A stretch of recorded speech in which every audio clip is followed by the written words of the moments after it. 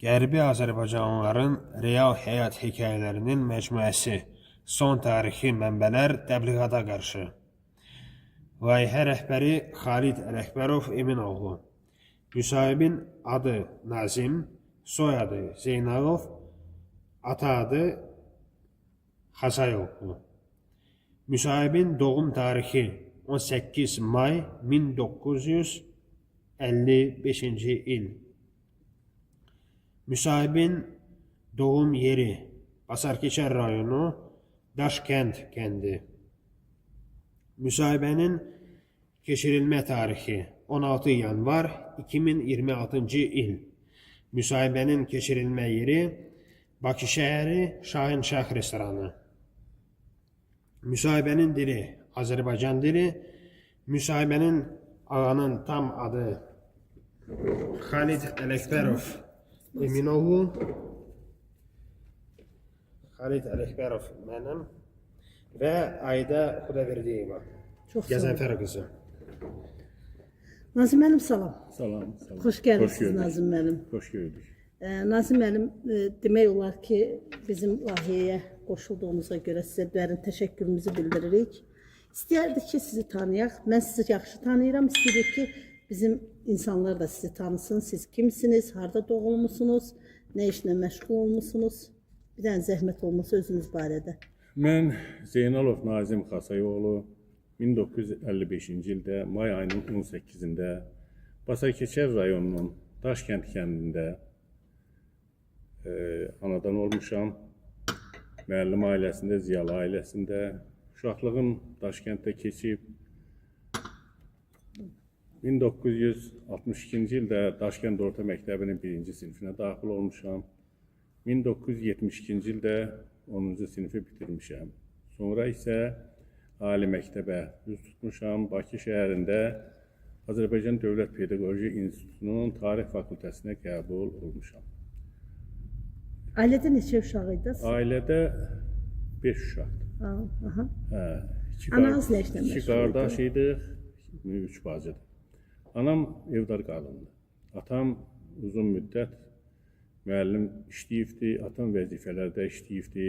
Atam da elə mən oxuduğum institutun həmin fakültəsini bitirmişdi. Yəni atam da tarixçidir, fakültəsini bitirib, o Daşkənd Orta Məktəbində tarix müəllimi işləyirdi. Ali məktəbi bitirdikdən sonra da tarix müəllimi işləmişdi və elə institutu bitirdikdən biraz sonra onu Basarkeçər rayon partiya komitəsinə təlimatçı qəbul edirlər. Bu vəzifədə bir qədər işlədikdən sonra onu Daşkənd kəndində kolxoz təsərrüfatı var, kolxoz təsərrüfatına sədr təyin elədilər. Bir neçə il işlədikdən sonra isə o Daşkənd kənd sovetinin sədr vəzifəsində işləmişdi. Eyni zamanda həmin işlərdə işləməklə yanaşı, həm də pedaqoji fəaliyyətini davam etdirirdi. Rayon partiya komitəsinin partiya qəbul şöbəsində komissiyanın üzvüydü. Partiya qəbul şöbəsində komissiyanın üzvü olmuşdu və bu müddət ərzində də o reallığı ilə, savadı ilə, ondan sonra insanlara münasibəti ilə, sosial-ictimai fəaliyyəti ilə həm rayon zəhmətkeşlərinin, həm rayon partiya komitəsinin, həm də kənd ictimaiyyətinin dərin hörmətini qazanmışdı.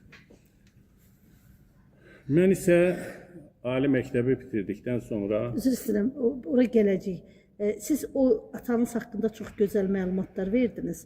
Ona biz qayıdacağıq. Sizin o gözəl, qayğısız uşaqlıq illərinizə qayıtmaq istəyirəm. O uşaqlıq illərində siz atanız o vəzifələri daşıyıb, ananız evdar xanım ya kolxozda və siz nə işlə məşğul olmusunuz? Məktəb vaxtında, uşaqlıq xatirələrində. Təbii ki, biz kənddə yaşayırdıq, təsərrüfatımız var idi, yardımçı özümüzün şəxsi təsərrüfatımız var idi. Şəxsi təsərrüfatımızda biz maldarlıq, heyvandarlıqla məşğul olurduq, mal heyvan saxlayırdıq. Uşaq olarkən biz həqiqətən qayğısız böyümüşük, nə mənada qayğısız. Yəni, heç bir təpkilərlə rastlaşmamışıq, heç bir təzyiqlərlə rastlaşmamışıq. Ziyalı bir ailənin övladı kimi böyümüşəm. Və bu müddətdə də müəyyən yaş həddinə çatdıqdan sonra artıq təsərrüfat işlərində zəhmətə qatlaşmışıq. Sizdən hansı oyunlar oynuyordunuz uşaqlıqda? Biz o vaxt çox oyunlar var idi. Belə, nətər deyim, o Yadınızda əyləncəli oyunlar vardı. Mən onlara istinad eləmək istəmirəm. Mənim ən çox sevdiyim şahmat oyunuydu. Sonra ən çox sevdiyim idman oyunları idi. Futbol, voleybol, basketbol oyunları idi. Elə vaxtımızın çoxunu, yəni dərsdən qurtardıqdan sonra, təsərrüfat işlərini rahatlamağa kömək elədikdən sonra voleybol və futbol oyunları ilə məşğul olurdu. Çox maraqlı idi, çox gözəl həyat. O uşaqlıq dövründə yaşadığımız o əyləncəli günləri indi xatırlayanda həqiqətən fərəh duyuram. Fərəh duyuram ki, biz belə bir uşaqlıq dövrü keçirmişik. Çox mənalı idi. Kəndimiz yaxşı kənd idi. Coğrafi mövqeyindən. Coğrafi mövqeyinə gəlincə, Təbiətinə, coğrafi mövqeyinə. Göyçə mahalının ən füsunkar təbiətə malik kəndlərindəndir. Daha doğrusu ərazisinə görə. Göyçə mahalı elə bil ki, bir ətrafı dağ silsilələri ilə əhatə olunmuş, ortada Sevan gölü, o vaxt Sevan gölü deyirdilər. Biz bunu tarixin Göyçə gölü kimi tanımışıq və bu cürə də qəbul eləmişdik Göyçə gölü. Göyçə gölünün şərqində təxminən rayon mərkəzindən, Basakəçər qəsəbəsindən 8 kilometr şərqdə yerləşirdi. Cənub-şərqdə deyərəm, tam cənub-şərqdə deyilirdi, bir qədər şərqə doğru daha uyğun idi. Təxminən dəniz səviyyəsindən 2300 metrə qədər yüksəklikdə yerləşirdi. Ətraf dağ silsilələri ilə əhatə olunmuşdu. Ən yaxın bizim Basakəçər rayonuna, o cümlədən də Daşkənd kəndinə, Şorca kəndlərini keçmək şərti ilə Kəlbəcər rayonu ilə həmsərhəd idik. Bizdən Kəlbəcər qəsəbəsinə, yəni Kəlbəcər rayon mərkəzinə təxminən 22-23 kilometr məsafə var idi. Biz bu yolu 2 istiqamətdə, hətta 3 istiqamətdə gedə bilirdik. Yuxarı Şorcanın üstündən biz Zəylik, Zar yolu ilə gedə bilirdik. Bir yol Qaraqoyun dərəsindən Kəlbəcərin düz üstünə aşırıma çıxırdı yol. Üçüncü yol isə alternativ yol, bir qədər də işlək yol Zod aşırımından keçən yol idi. O vaxt bu 3 yol vasitəsilə biz Azərbaycanın Kəlbəcər rayonu ilə yaxın əlaqə saxlaya bilirdik. Otlar, çiçəklər, güllər. Təbiətin füsunkarlığı son dərəcə heyrətamiz idi. Son dərəcə. Burada fəsillər öz yerində idi. Fəsillərdə heç bir sürüşmə yox idi. Yaz, yay, payız, qış fəsilləri necə ki bu təqvim bölgüsündə bölüşdürülürdü, elə də həmin günlərdə başlayırdı. Yazın başlanıcı Novruz bayramından, yəni ki, qışda yağmış qar Novruz bayramından etibarən əriməyə başlayırdı. Yay mövsümü demək olar ki, iyun ayının ortalarından başlayır, bu vaxta qədər yaz fəsli idi. Ondan sonra payız fəsli də ki, məlumdur ki, noyabr ayına qədər, oktyabr-noyabr aylarında artıq burada payız özünün gəlişini göstərirdi. Adətən oktyabr ayının 15-də və noyabr ayının 7-8-də, 4-dən etibarən qar yağırdı və noyabr ayında yağan qardan sonra artıq qış öz kürkünü sərirdi, Çəmənə çöləsi. Artıq dağlar qara bələnirdi. Kəndimiz çox deyərdim ki, soyuq olurdu, soyuq idi təbiəti. Hətta elə günlər olurdu ki, qış Sibirini yaşayırdıq biz orada. Qar bəzən yarım metrdən 1 metrə qədər çatırdı. O qarı külək sovururdu, boran qopurdu, çovğun olurdu. Bunlar öz yerində çox heyrətamiz və füsunkar bir təbiət idi. Fəsillər öz yerində idi. Nazim müəllim, bilirsiniz, mən bu sualı sizə məsniyə verirəm. Siz bir ziyalı insan kimi, tarixçi olduğunuza görə deyirsiniz ki, yazın gəlişini biz bilirik ki, Azərbaycan xalqı, Azərbaycan türkləri yazın gəlişini xüsusi Novruzun gəlişi deyə belə bir bayram kimi qeyd edirdik çərşənbələrlə, ilin axır çərşənbələri ümumiyyətlə. Siz necə keçirirdiniz? Bu barədə bir tarixçi kimi istəyərdim, daha geniş məlumat verəydiniz ki, insanlar bilsin ki, siz orada necə belə bir adət-ənənələri qoruyub saxlamısınız, keçirmişsiniz. Biz Novruz bayramını, əslində bu Novruz yeni gün deməkdir, fars mənşəli sözdür bu söz. Amma əslində biz bunu bahar bayramı kimi qəbul edirdik. Baharın gəlişinin ilk müjdəsi Çərşənbələrdən sonra artıq təbiətdə baharın nəfəsi hiss olunurdu. Çərşənbələr olduğu kimi qəbul olunmuşdu. 4 çərşənbə var idi. Və bu çərşənbələrin hər birinin özünün ritualları var idi. Bu ritualların hamısı öz yerində. Sonra Novruzun gəlişi, Novruz bayramının gəlişi xüsusi bayram kimi qəbul olunurdu. İnsanlar bir-birini salamlayır, bir-birinə xoş sözlər deyir, bir-birinə Novruz təbriklərini, baharın gəlişi münasibətilə öz təbriklərini çatdırdılar. Bu çox özünə məxsus rituallarla qeyd olunurdu. Rituallardan ən axırıncısı deyərdim ki, İlaxır çərşənbə idi. İlaxır çərşənbənin bizdə ən gözəl yadımızda qalan rituallarından biri il ərzində toy mərasimlərinin keçirilməsi zamanı toylar olurdu. İl ərzində bir 10-12 belə toy olurdu, bəlkə də çox olurdu. İlaxır çərşənbəsində toyu olmuş, il ərzində toyu olmuş bəylə gəlin, xüsusi ən axırıncı hansı evdəki toy olmuşdu, hansı ailəninki toy mərasimi axırıncı olmuşdu, o mərasimdə yığılırdılar, böyük bir şənlik, maraqlı bir şənlik keçirilirdi. Bütün o il ərzindəki gələn gəlin və bəy, onlar bu evdə toplaşır, ətrafında da cavanlar, cavan uşaqlar, ailələr, müəyyən ailələr yığılırdılar burada, bu mərasimi keçirdilər. Səhər tezdən dururdular, bunlar dəstəklə, deməli, nağara, zurna, saz, bu musiqi öz yerində çıxırdılar, su bulaq başına çıxırdılar və bulaq başında bu ritual daha yaxşı bir ritual idi ki, həmin suyun axdığı yerə gəlir, kəndimizin içərisindən deməli bir çay keçirdi. Bu çayın ətrafına gəlirdilər, artıq deməli qar var, çay buz bağlayıbdı, elə olurdu ki, bəzən buzlaq olurdu çayın üstü. Buraya gəlir və hərə bir-birinin üstünə bir dolçada mı, ya elə ovucunda mı su atırdılar. Bu suyu o məqsədlə atırdılar ki, bu bir aydınlıq simvoluydu. Yəni ki, mərasimin mahiyyəti ondan ibarət idi ki, yeni ili aydınlıqla su kimi təmiz, saf bir keçirsinlər, qəbul etsinlər. Bax, bu ritualın mahiyyəti bundan ibarət idi. Bundan sonra isə artıq qar əriyirdi, sel olurdu, sel gəlirdi, sellər çağlayırdı. Təbiət yavaş-yavaş qar çəkilir, ərazilər yavaş-yavaş qar örtüyündən azad olurdular. Bir də bir şeysim, sizdə baca-baca yığılırdı mı? Yəni insanlar, uşaqlar gedib torba əlində. Bəli. Bizdə də bu çox maraqlı bir mərasim idi, ritual idi. O qurşaq deyirdilər, qurşaq günü. Bu günlər əsasən sonuncu İlaxır çərşənbə idi. Sonraki gün İlaxır çərşənbə gününə təsadüf edirdi.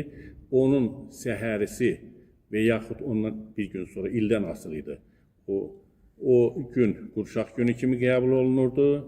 Uşaqlar bir-bir ailələrə gedirdilər və orada onlara bayram sovqatı verirdilər. Bayram sovqatı. Bu da çox maraqlı idi. Hə, konfet, yumurta, nə bilim, alma, armud, meyvələr, nar, bu kimi deməli sovqatları verirdilər. Çox maraqlı idi. Sonuncu gün isə artıq Novruz bayramı. Mart ayının 21-i, 20-sindən 21-nə keçən gün müxtəlif vaxtlar, astronomik vaxtlarda təhvil olduğuna görə həmin gün 21 artıq bayram günü kimi qeyd olunurdu. Nazmən, nəyi deyəcəkdim? Geyimlərdə bir çox fərqli adət-ənənə idi ki, məhz hər bayramda hamı başdan ayağa təzə geyinərdi. Bəli.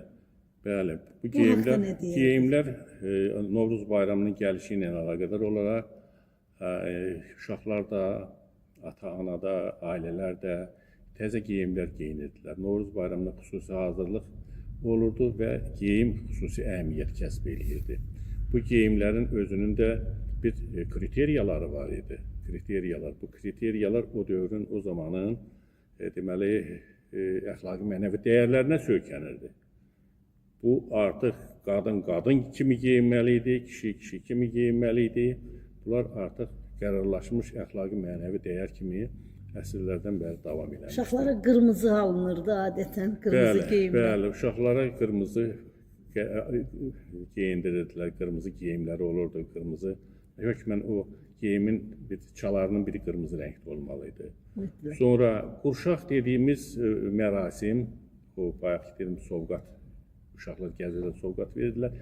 Əvvəllər bunu baca-baca deyirdilər. Baca-baca nə idi? Bu bəzi, məsələn, Dəli Kür filmində bundan bir epizodu var. O gəlib bacadan qurşağı sallayırlar. Yəni qurşaq uzun bir yaşıl rəngdə olan parçadır. Parçanı buraxırlar bacadan aşağı. Çünki əvvəllər indiki kimi o belə zatlar yox idi.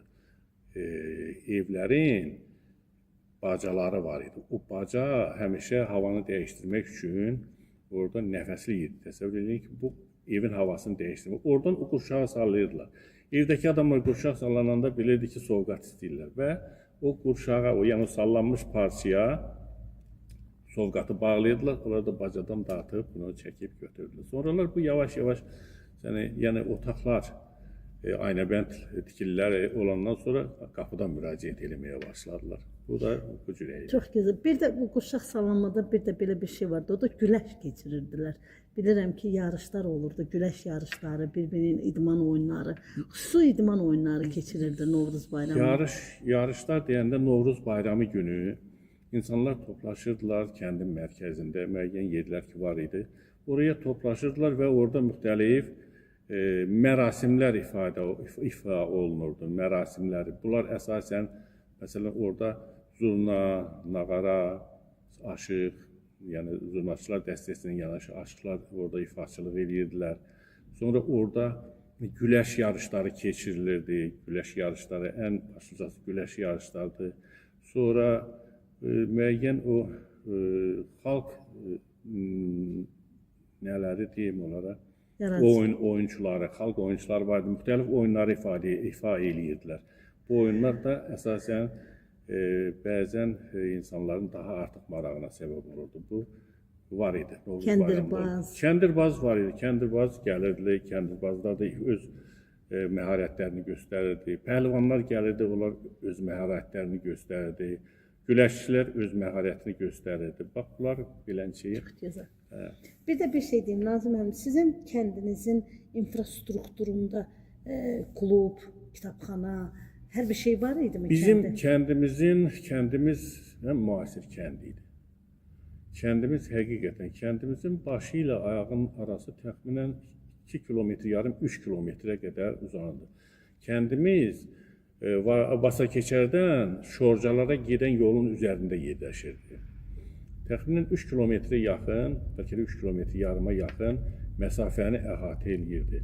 Kənd böyük kənd idi. Kəndin ərazisi böyük idi. Kəndin təsərrüfatı böyük idi. Kənd demək olar ki, bayaq da dedim, təxminən 2300 metrə qədər dəniz səviyyəsindən yüksəklikdə yerləşirdi. İnfrastrukturları hamısı var idi demək olar ki, hətta şəhər səviyyəsində belə orada infrastruktur var idi. Kəndin mədəniyyət evi var idi, kəndin kitabxanası var idi, kənddə periodik bədii filmlərin nümayiş etdirilməsi üçün kinozalı var idi, kənddə məişət evi var idi, kənddə hamam var idi, ümumi hamam, şəxsi insanların fərdi hamamlarından başqa kəndin mərkəzində bir hamam var idi, məişət evi var idi. Sonra... Bizdə üzrəm kolxoz idi, safxoz? Kolxoz idi, bizdə kolxoz idi. Kənddə demək olar ki, Univermaq var idi, qarışıq mallar mağazası idi. Daşkənd kəndi üzrəm Basakeçər rayonunun böyüklüyünə görə neçənci yerdə idi, böyük kənd idi Daşkənd? Təxminən Basakeçər kəndi mən deyərdim ki, Daşkənd kəndi mənim fikrimi görə Zod idi, Nərmanlı idi, Daşkənd idi, Məzrə idi, Şişqaya idi. Bunlar demək olar ki, eyni səviyyəli, eyni böyüklükdə olan kəndlər idi və eyni potensiala da malik idi. Orada demək olar ki, dövlət nəzarətində idi. Bu təsərrüfat, fərdi kollektiv təsərrüfat olmasına baxmayaraq dövlətin nəzarəti var idi. Sonra istehsal olunan məhsul üzərində həm ictimai nəzarət var idi, həm dövlət nəzarəti var idi. Təsərrüfat böyüklüyü idi. Kolxozun təsərrüfatı var idi. Kolxozun təsərrüfatında əsasən bizdə maldarlıq, iri buynuzlu mal qara saxlayırdılar. Sonra qoyunçuluq ferması ayrı idi, maldarlıq ferması ayrı idi. İri boynuz İntensiv kökəltmə malların saxlanıldığı ayrı bir zat var idi, hissə var idi, fermanın bir hissəsi. Kəndin ambarları var idi. Kənddə elektrik su dəyirmanı var idi əvvəllər. Əvvəllər su dəyirmanı olmuşdu. 5-6 dənə su dəyirmanı var idi. O çayın üzərində yerləşirdi. Ziyatın dəyirmanı deyirdilər, Kalvar Ustamın dəyirmanı deyirdilər, Abbas kişinin dəyirmanı deyirdilər, yəni Pənah kişinin dəyirmanı deyirdilər. Bu dəyirmanlarla yanaşı sonra elektrik dəyirmanı tikildi, elektrik dəyirmanı. Bizim kənddə də var. Hə, bu elektrik dəyirmanında ancaq bir növ un istehsal olunurdu. Yəni ki, taxıl üyüdülürdü, bir növ oradan un məhsulu çıxırdı. Sonra 80-cı illərin əvvəllərində kəndimizdə yeni tipli dəyirman inşa olundu. Yeni tipli dəyirman. Bu dəyirmanın da istehsal olunan un məhsulları artıq sortlara bölünürdü. Yəni sortirovkasına görə, sortlaşdırılmasına görə bir neçə növ un istehsal olunurdu. Sonra da bizdə maldarlıqla yanaşı taxılçılıq, taxıl əkilirdi. Əsasən bizdə taxılçılıq xüsusi əhəmiyyət kəsb edirdi. Sonra tütünçülük təsərrüfatları var idi, kartofçuluq var idi. Xeyli müddət kartof və çoğundur əkilməyə başladı. Və bu əkilən məhsullar da istehsal səviyyəsinə görə, normalarına görə yüksək məhsuldarlıqla deməli başa gəlirdi. İnsanların özünün şəxsi təsərrüfatı var idi. Bu şəxsi təsərrüfatlarında axırıncı illərdə kartofçuluğa xüsusi meyil göstərilmişdi. Kartofçuluğa, şəxsi təsərrüfat, bağçılıqla məşğul olurdular. Kənddə əvvəllər o qədər əhəmiyyət verilməsə, sonradan şəxsi təsərrüfatlarda bağçılığa xüsusi əhəmiyyət verilməyə başlamışdı. Yəni meyvə növlərinin verən ağaçlar. Alma, armud. Bizdə alma, armud, hətta deməli bu gilənar, yəni albalı, turş albalı. Bunlar əkilirdi. Ağaçları var idi, bizim həyətimizdə də var idi. Orada bitən o alma növü, şafranın hansı növü idisə bilmirəm. O almanın ətrini mən elə burnumda qalır. Mən onu indi tapa bilmirəm heç bir yerdən. O almanın ətrini heç bir meyvədən, düzdür, Azərbaycanda meyvəçilik xüsusi əhəmiyyət kəsb edir. Amma bunu mən onu güyə bilmirəm. Sonra kənarda, yəni örüşdə, belə deyək, o əkin sahələrinin aralarında aralıqlar vardı. O aralıqlarda yabanı kollar var idi. Xüsusilə itburnu kolları var idi. Zirniş var idi. Zirniş də var idi. Zirniş bizdə əsasən kəndin cənub-qərb tərəfində Çınqıllıq deyilən ərazi idi. Vulkanik suxurların vaxtilə o lavanın axıb getdiyi yerlərdə orada bir talalar vardı. O talalarda zirniş bitirdi. Bizdə çox dadlı idi. Çox dadlı. Kəndimiz su təchizatına görə çox yəni potensiala malik idi. Həm iki tərəfdən çay keçirdi. Bulaqlarının da ki sayı yox idi. Bulaqların bəlkə də 50-60 dənə bulaq var idi. Bu bulaqların da hər birinin suyu özünə məxsusluğu ilə fərqlənir. Hətta bir bulaq var idi bizdə. O bulağa buzlu bulaq deyirdik. Buzlu bulaq. Çınqılın ortasında yerləşirdi. Deməli, səviyyədən, səth səviyyəsinə 3-4 metr dərinliyə düşürdün. Orada artıq suyun altında buz qatı var idi. Həmin buz qatı, deməli, su onun üstündən axıb gedir. Barmağını bir saniyə belə o suda saxlamaq mümkün deyildi. Ona görə o bulağa buzlu bulaq deyirdik. Sona bulağı, hansı ki Sona bulağı kəndin cənubunda Hacı Qurban yaylağında yerləşirdi.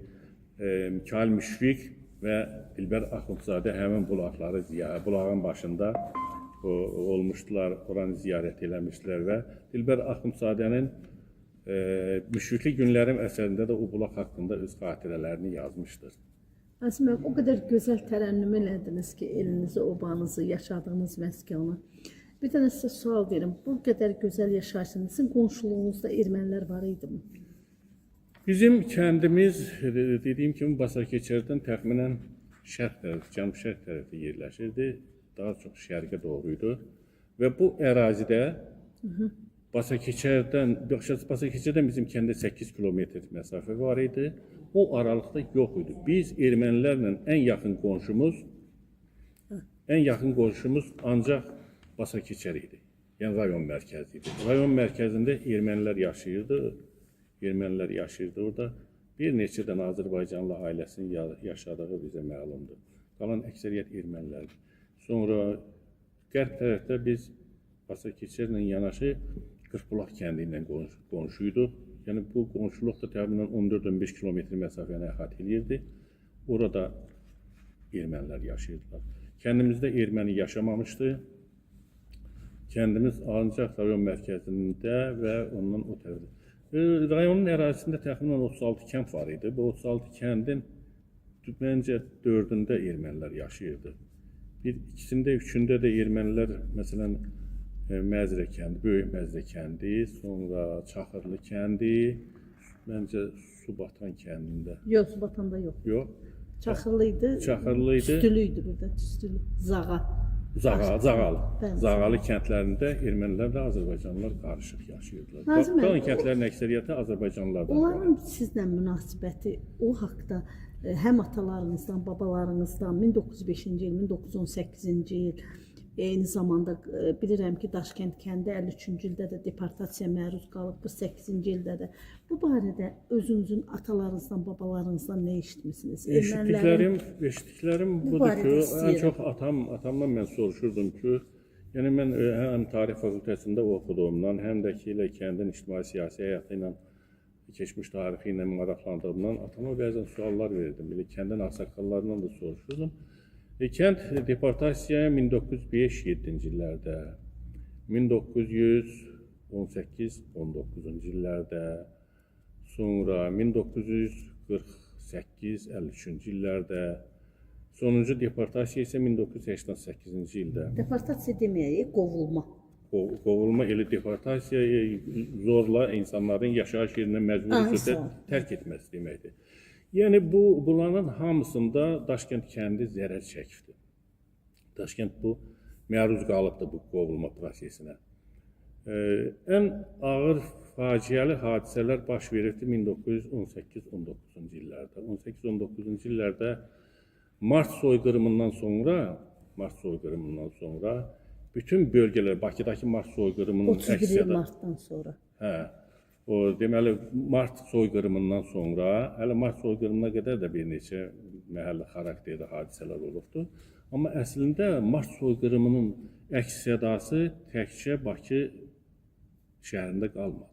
Bölgələrdə, o cümlədən Qubada, Qarabağda, Zəngəzurda, Şamaxıda, sonra Göyçədə xüsusi əhəmiyyət kəsb elədi və o vaxtda ermənilər belə bir millət kimi bizim yaddaşımızda qalıb ki, böyük dövlətlərin hardasa siyasi boşluğu yarananda, qarşıdurmalar yarandığı bir vaxtda bunlar fəallaşır və ərazi iddialarına başlayırlar. O vaxtda belə olmuşdu. Yəni Bakıda, Qarabağda baş verən, Qubada, qəzalarda baş verən hadisələr bilavasitə Göyçə mahalında və Zəngəzur ərazilərində də, o cümlədən Qərbi Azərbaycan torpaqları olan bütöv Ermənistan ərazisində Azərbaycanlılar bu təzyiqlərə məruz qalmışdı. Ən faciəli hadisələr, məsələn, Andranikin yaxın köməkçilərinin Sulikovun, rotmister Sulikovun başçılığı altında. Sulikov yoxsa Silikov? Sulikov. Onun əsl adı Sulikovdur. Onu insanlar arasında Selkov deyirlər. Seligov? Seligov. Amma əslində onun adı Sulikovdur. Rotmister Sulikov. Sulikov öz dəstəsinin, yəni bu Andranikin göstərişinə əsasən bu, yəni onun siyasi, nə deyim onu, siyasi planlarının tərkib hissəsi olaraq Göyçə mahalında da bu prosesi həyata keçirən əsas etibarilə kim olmalıydı? Sulikov olmuşdu. Sulikov öz köməkçisi ilə, yəni özünün adyutantı ilə birgə gəldi Göyçəyə. Göyçədə bunlar bir neçə tələb qoydular. O tələblərdən biri Göyçənin ağsaqqallarından olan Səməd ağadan, yəni ki, tələb edirlər ki, onların atları yemlənilsin, əskərlərinə yemək verilsin. Bu prosesdə tələb olunmuşdu.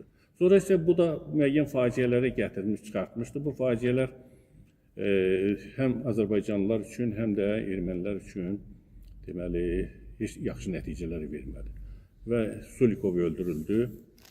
Sulikovun öldürülməsindən sonra ermənilərin Azərbaycanlılara qarşı xüsusi təcavüzkarlıq meylləri artdı, qisasçılıq meylləri, revanş siyasəti genişlənməyə başladı və bu prosesdə iştirak edən kəndlərin əhalisinə amansız divan tutuldu. Yəni ki, o cümlədən həmin prosesdə iştirak edən kəndlərdən biri də Daşkənd kəndi idi. Daşkəndin igid oğlanları Sulikovla danışıqlar zamanı güya ki, müsbət nəticələr əldə etmək üçün adamlar dəvət olunmuşdu. O prosesdə Sulikovun öldürülməsindən sonra prosesdə iştirak edən kəndlərdən biri kimi Daşkəndə də xüsusi təzyiqlər başladı. Burada iştirak edən Hacı Rəhim idi, sonra Məşədi Qasım idi, Aşıq Nəcəf idi. Burada kəndin ağsaqqallarından bir neçələri bu prosesdə iştirak etmişlər. Ona görə də Daşkənd kəndi daha çox təzyiqlərə məruz qaldı. Dəfələrlə Daşkəndə hücumlar çəkildi. Daşkəndin ətrafında xüsusi istehkamlar yaradıldı. Burada ilk qurbanlar verildi. Ermənilər kəndə artıq yəni əldə olan tüfənglərlə hücum etməyə mümkün olmayacağını görəndə top gətirirlər və bu topla atəş açırlar. Kəndin ətrafında bir neçə məntəqələr vardı ki, orada keşişçi dəstələr dayanırdılar. Topa atırlar, top atılanda top mərmisinin biri gəlir. Daşkəndin igid qəhrəman vurub tutan oğlanlarından biri olan Məşədi Qasımın olduğu səngərə düşür. Həmin səngərdə deməli topun qaldırdığı torpaq Məşədi Qasımın üstünə tökülür. Məşədi Qasım bu torpağın altında qalanda o biri səngərdəkilərə xəbər verirlər ki, bəs Məşədi Qasım torpağın altında qaldı. O biri səngərdən kömək gəlir. Həmin vaxtda orada mənim anamın dayısı Əliş kişi olubdu. O topun qəlpəsindən ağır deməli yara alıb, orada ölübdür. Sonra İmanovlar tayfasının Zorba Məhəmməd deyilən bir cavan oğlan, 18-20 yaşında olan bir oğlan, o da bu prosesdə iştirak edir. O da həmin topun mərmisindən aldığı yaradan vəfat eləmişdir. Məşədi Qasım ağır yaralanmışdı və o demək olar ki, onu kömək eləyib yaralı bir vəziyyətdə çıxartmışlar səngərdən gəlmişdi. Amma o vaxta qədər Məşədi Qasım bir neçə dəfə deməli Qaranlıq rayonu, Martuni rayonu ərazisində ermənilərin törətdikləri, o hücum etdikləri kəndləri qorumaq üçün bu tərəfdəki kəndlərdən kömək istəmişlər. Məşədi Qasım öz dəstəsi ilə gedib orada müdafiə işində iştirak eləmiş və ermənilərə ağır zərbələr vurmuşlar. Yəni bunlar ayrıca bir tarixdir. Bunun haqqında ayrıca danışmaq olar. Yəni bir neçə Aşıq Nəcəf barəsində biz çox geniş eşitmişik ki, Aşıq Nəcəfin öldürülməsi 19-cu ildə. O barədə nə bilirsiniz? Aşıq Nəcəfin öldürülməsi elə o Sulikovun öldürülməsindən sonra ermənilərin qisasçılıq fikirləri, meylləri artır və onlar Azərbaycanlılara kəndlərə hücum eləyirlər. O cümlədən Şişqaya hücum eləyirlər, Məzrə kəndinə hücum eləyirlər, Daşkəndə hücum eləyirlər. Bunlar bir neçə adamları əsir götürürlər. Bu adamları əsir kimi aparıb yığırlar Şişqayada deməli bir tövləyə. O tövlədə bunları saxlayırlar, sabah bunları qətlə yetirilməsi güman olunurdu. O cümlədən bu zatda bizim həmin hadisələrdə bizim kəndin iştirakçıları olublar. Bizim kəndin iştirakçıları. O cümlədən Hasan Qulu kişi olubdu, Əbzər kişi olubdu. Sonra Hasan Qulu ilə arvadı Şərəbani qarı mənim yadımdadır şəxsən mən. Şərəbani qarını daha yaxşı görmüşdük. O, deməli, artıq onun beyli əyilmişdi. O deyirdilər ki, o həmin tövlənin arxa pəncərə bağcasından deməli, yaxın olduğuna görə oradan, həm də qaranlıq olduğuna görə oradan bir neçə nəfər çıxıb qaçırlar. O cümlədən Hasan Qulu kişi də burada qaçır. Bunlar qaçanda keşişlər duyuq düşür, erməni keşişlərə Hasan Qulu kişi götürür bir kisə üstündə qızıl var imiş. Qızılı bir atır ki, gəl orada əl çəkin bizdən, bizi tutmaqla siz neyin, gedin qızılları yığın. O qızılları yığmağa başı qarışır keşişlərin və bunlar canlarını götürüb qutarırlar. Aşıq Nəcəf isə deməli əsir götürülür, onu da gətirirlər, onun qətliamı 1919-cu ildə fevral ayının 5-də Küllü Təpə deyilən bir ərazidə, o Tüstülü ilə Qanlının arasında Çaxırıya yaxın bir ərazidə, o Tüstülü Təpədə, Küllü Təpədə onu belinə samovar bağlayırlar. belinə samovar bağlayırlar və onu oxudurlar. Bu haqda müxtəlif versiyalar var, variantlar var. Amma əsl tarixi həqiqətlər, yəni real tarix hadisələrə söykənən, dildən ağızdan ağıza keçmiş faktlar yox. O hadisə və proseslərdən fəal, yəni ən yaxın iştirakçıların dedikləri daha doğrudur. Burada Aşıq Nəcəfi kürəyinə samovar bağlayıb oxutdururlar. Onu deməli, hətta onun səsi o qədər gözəl Aşıq Ələsgərin şəhərdə olmuşdu. O oxuyanda deməli o asma lampalar, 30-luq lampa deyirdilər. O lampalar demək sönürmüş, səs dalğasının səs ahənginə uyğun olaraq o qədər güclü səsi varmış ki, o lampanı söndürülmüş. Belə, o Aşıq Nəcəf haqqında xüsusi danışmaq olur, o geniş məlumatdır. Onu indi qısa bir müsahibəyə saçlar. Bəli, öldürürlər, onun sazı, onun şeirlər kitabı. Çünki o Aşıq Nəcəf o ələ keçiriləndə o hardansa toydan gəlirmiş. Hardasa bu Sarınər aşırımı deyilən yerdən aşıb gəlirlər, bu zat tərəfdən, Gədəmək tərəfdən aşıb gəlirlər, yolda tuturlar bunu, bunlar bir neçə nəfərlə. Bunlar deməli, bax belə Aşıq Nəcəvi belə faciəli surətdə qətlə yetirdilər. Mən çox istəyərdim ki, Aşıq Nəcəvin adı hardasa bir tarixiləşdirilsin, onun adına bir küçə mi verilsin, onun tarixi abidəsi mi qoyulsun. Mən bunu çox istəyərdim. İnşallah olar.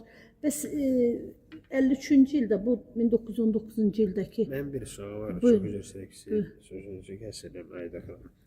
Sizin kəndinizin cəmaatı niyə erməni hökumətinə tabi olmaq istəmirdi? Nə vaxt? 1918-ci ildə. 1918-ci ildə hələ erməni hökuməti təzə yaranırdı. Təzə yaranan bir vaxtda bu dövlətin formalaşması. Çünki uzun müddət Çar hakimiyyəti mövcud olmuşdu, Nikolayın hakimiyyəti mövcud olmuşdu. Bu vaxtda o qədər də qarşıdurmalar olmamışdı. Amma sonraki yeni hökumət Erməni Respublikası formalaşdırılır. Bu ərazilər niyə tabi olmaq istəmirdi? Ona görə tabi olmaq istəmirdi ki, Azərbaycanın tarixi əraziləri ermənilərə verilirdi. Bu sonraki dövrlərdə da. Çünki bu zatda nədir? Kimin tərəfindən verilirdi ermənilərə? Ermənilərə verilməsi belədir ki, ermənilər iddia qaldırdılar ki, bu bizim ərazilərimiz Böyük Ermənistanın xəritəsini ortaya qoyurdular. Böyük Ermənistan xəritəsi də əslində ermənilərin xəritəsi deyil idi. Bu Roma imperiyasının xəritəsi idi. Onlar Roma imperiyasının bir əyaləti kimi, onlara itaət göstərmiş bir tayfa kimi, xalq kimi qalmışdılar onların ərazilər. Bu ərazilər də bunlar özününkiləşdirirdi. Əslində bu torpaqlar tarixi Azərbaycan torpaqlarıdır. Türklərin tarixi torpaqlarıdır. Bu ərazilərdən qədim zamanlardan, bizim eradan əvvəlki dövrlərdən, məsələn, birinci minillik ərzində bu torpaqlar tarixi torpaqları kimi türk dövlətlərinin tərkibinə daxil olmuşdu. Amma o ki qaldı ki, Milli Şuraların yaranması, Azərbaycan Milli Şurası, əvvəlcə Gürcü Milli Şurası yaradıldı. Sonra özlərinin müstəqilliyini elan elədi, Gürcüstan Respublikasını yaratdılar. Sonra da ermənilərlə Azərbaycanlılar qaldılar üz-üzə. Niyə qaldılar? Niyə? Bax, burada bu fakt, bir tarixi faktdır ki, niyə burada Milli Şuralar ayrıldı? Bunlar Zaqafqaziya Komissarlığı Federasiyası tərkibində olmalıydılar. Səbəb o idi ki, ermənilərlə Azərbaycanlılar arasındakı mart münaqişəsi başladı. Həmin münaqişə başlayanda bunlar tələb edir, ermənilər özünün haqlı olduğunu sübut eləməyə çalışırdı. Azərbaycanlılar da bundan razılaşmırdı. Belə olanda Gürcülər bu məsələni bir qədər başqa cür qəbul elədilər. Məsələ nədən ibarət idi? Məsələ ondan ibarət idi ki, Gürcülər ayrıldılar, dedilər ki, biz sizin münaqişəni həll eləmək işində məsul olmalı deyilik. Siz gedin öz münaqişənizi həll edin. Bu sizin ikinizin arasında baş verən bir prosesdir. Bax, onda Gürcü Milli Şurası ayrıldı, özünün müstəqilliyini elan edir. Bundan sonra isə ermənilər və Azərbaycanlılar özlərinin müstəqilliklərini elan eləmiş oldular. Sizin kəndinizin cəmaatı, xüsusən sizin atanız ya da babanız 1918-ci ildə baş vermiş Bakıdakı soyqırımı barədə məlumatı olubmu onların? Bəli, məlumatları var idi. Hətta 18-ci ildəki Mart soyqırımından sonra Ermənistan ərazisindəki, Ermənistan deyirəm, keçmiş ərazidə də o bizim Gökçə Mahalı ərazisində əhali bu hadisələrdən xəbərdar idilər. Və bu hadisələr başlayanda ermənilərin Azərbaycanlılara qarşı təzyiqlərinin artdığı bir dövrdə bizim Azərbaycanlılar Məşədi Qasım başda olmaqla Əli Ələkbəroğlu'nun yəni başçılığı ilə bunlar Azərbaycanın deməli Milli Şurasına, Azərbaycan hökumətinə müraciət eləmişdilər ki, bizə köməklik göstərin, ermənilər bizə qarşı artıq təzyiqləri artırıb və biz çox acınacaqlı bir vəziyyətdə qalırıq. Qırğınlara məruz qalırıq. Və bu hadisələr haqqında Azərbaycan qəzetində müxtəlif, o dövrün Azərbaycan qəzetində məlumatlar vardı. Sizin atanız ya da babanız öz kəndini Azərbaycanın hissəsi kimi, baxırdı, yoxsa sadəcə olaraq ermənilərdən fərqli olan ayrı bir müsəlman kəndi kimi? O vaxt bizim deməli Ermənistan Respublikasının yaradıldığı dövrdə o torpaqlar Azərbaycan torpaqları idi. Onlar deyirdilər ki, sizin atanız, babanız deyirdi ki, bu torpaq Azərbaycan Bu torpaqlar Azərbaycanın tarixi torpaqları idi, həqiqətən də belədir. Sizin atanız və babanız sizə deyirdi ki, bizim kəndimiz Azərbaycan torpağı idi. Bəli. Və ona görə də biz Ermənistana tabe olmaq istəmirdik. Bəli, Ermənistana tabe olmaq istəməmişdik. Neçənci ildə və kim sizə deyirdi bunları? Həmişə bizim kəndimizin ağsaqqalları, böyükləri, o cümlədən də tarix müəllimi idi, atam tarix müəllimi idi. Bunlar bu haqda bizləri məlumatlandırmışdı. Biz bilirdik bu məlumatları. Təxminən neçənci ildə, sizin neçə yaşınız var idi? Mən orta məktəbdə oxuyanda 70-ci illərdə, 60-70-ci illərdə. Və sizin babanız sizə hansı məlumat verirdi? Babamız da həmin məlumat verdi. Eyni məlumatları biz... Neçənci ildə təxminən? Təxminən elə həmin dövrdə. Mən elə orta məktəbdə oxuduğum dövrdə söhbətlər eləyirdilər bizə, müəyyən şeylər danışırdılar, biz soruşurduq, yəni maraqlı idi bizim üçün. Onlar deyirlər ki, bu torpaqlar Azərbaycanın tarixi torpaqlarıdır. Elə deyirdi. Bəli. Və öz kəndini Azərbaycanın tərkib hissəsi kimi bilirdilər, bəli, bilirdilər, qəbul eləmişdilər, bu belə idi. Yalnız respublikalar arasındakı sərhəd xətləri, deməli, Moskva müşavirəsindən sonra, ondan sonra, deməli, bu hadisələr 21-ci ildən sonra, 21-ci ilin fevral ayından sonra bu ərazi bölgələri tamamilə reallaşdı və Ermənistanın sərhəd xətləri onda müəyyənləşdi. Sizin babanızın adı nə idi? Atanızın atası? Atamın adı Xasay müəllim idi. Onun atası isə? Onun atası müharibədə həlak olmuşdu, İsrafil olmuşdu. Mənim babamın adı İsrafil idi. Mən onu görməmişdim. Mən sonraki ağsaqqallardan eşidirdim. Mən onu görməmişdim. Bəs ananızın atası? Anamın atası da yəni müharibədə həlak olmuşdu. Bəli. Sonra Məsələn, sizin atanız ya da ananız deyirdi ki, onun atası ya da anası öz kəndinə Azərbaycan deyirdi, Azərbaycan torpağı deyirdi. Bəli, Azərbaycan torpaqları. Biz elə qəbul eləmişdik, biz elə də bilirdik. Eyni zamanda həmin hadisələri biz Sovet Respublikaları arasında sərhədlərin bölüşdürülməsindən sonra bu ərazilərin Azərbaycan tarixi torpaqları. Zəngəzur idi, Göyçə idi, Ağbaba idi, sonra Çəmbərək idi. Bu ərazilər sonradan verilmişdi ermənilərə. Erməni Respublikası yarananda ancaq Yerevan ətrafında, Gümrü ətrafında olan ərazilər də onlar öz dövlətlərini yaratmaq haqqında düşünürdülər. Onlar müraciət eləmişdilər Azərbaycan Milli Şurasına ki, siz müvəqqəti olaraq bu Milli Şuralar bir yerdə Tiflis şəhərində oturmuşdular. Sonralar bunlar öz mərkəzlərini, bunlar istədilər Yerevanı Azərbaycan Milli Şurasına müraciət elədilər ki, siz Yerevan şəhərini bizə müvəqqəti olaraq verin. Bizim Gümrü şəhəri, indiki Leninakan, indi də Gümrüdür. Sovet dövründə bu Leninakan adlandırılırdı. Bu şəhər azad olunana qədər bizim paytaxtımız olsun Yerevan şəhəri.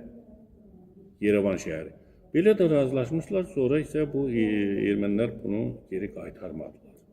Bu cümlədən də Qarabağda Qarabağ Muxtar vilayəti yaradıldı. Bu da Sovet milli siyasətinin tərkib hissəsi olaraq belə edilmişdi. Və sizin nənənizdən hansı məlumatlar, yəni sizin nənələriniz sizə hansı məlumatları verirdimi o dövr barədə? O dövrün məlumatları haqqında məsələn nənəm və Bahar idi. Yəni atamın atasının anasının, atamın nənəsinin adı Bahar idi. Mənim nənəmin adı Narın idi. Bunlar da o dövr haqqında danışırdılar. O qaçqınlıq, 18-ci ilin qaçqınlığı, bölünmə hadisələrindən sonra kənd tamamilə boşaldı. Kəndin əhalisi məcburiyyət qarşısında Mart ayında 19-cu ildə artıq 19-cu ilin yayında dəfələrlə cəmaət öz yaşayış yerini tərk eləməyə məcbur oldu. Təxminən 21-ci ildə qayıtdı bizim kəndin əhalisi öz ata-baba yurtlarına. Belə idi proseslər, belə gedirdi. Bəs hara qaçdılar? Kəlbəcər rayonundan. Kəlbəcər rayonunun Zar kəndinə gəlmişdilər o vaxt. Sonra qayıtdılar, 21-ci ildə qayıdıblar həmin kəndə. Bizim kənd ümumiyyətlə